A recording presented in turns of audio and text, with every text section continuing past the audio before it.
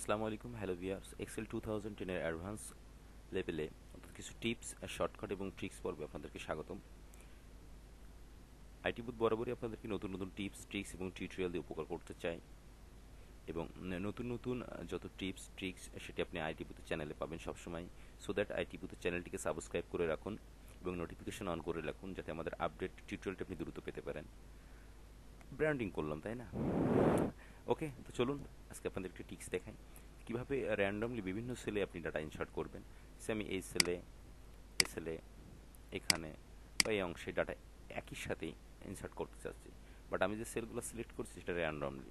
তো চলুন এটা কীভাবে করা যায়, শুধু জাস্ট অন প্রেস, দেন যতগুলো আপনি র্যান্ডমলি সেলকে সিলেক্ট করছেন সমস্ত জায়গায় একই সাথে ডাটা ইনসার্ট হয়ে যাবে।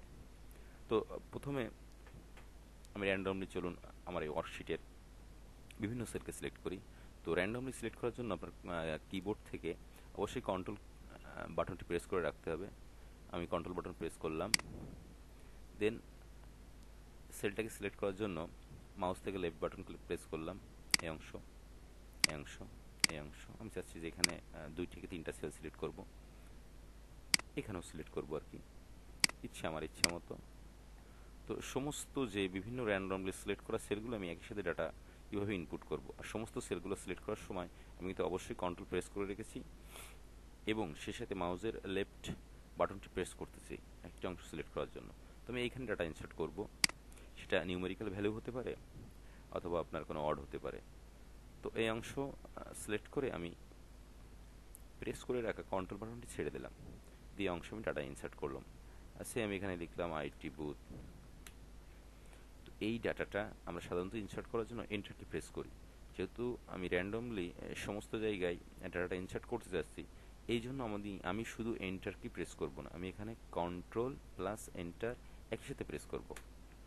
দেখুন, এরকম যদি আপনি হাজার হাজার র্যান্ডমলি সেল সিলেক্ট করে থাকেন তো ডাটাটা একই সাথে সব জায়গায় ইনসার্ট করবে। এটা খুবই সুন্দর একটা ট্রিক্স এবং বাস্তবে কাজের ক্ষেত্রে অনেক সময় এটা লাগে।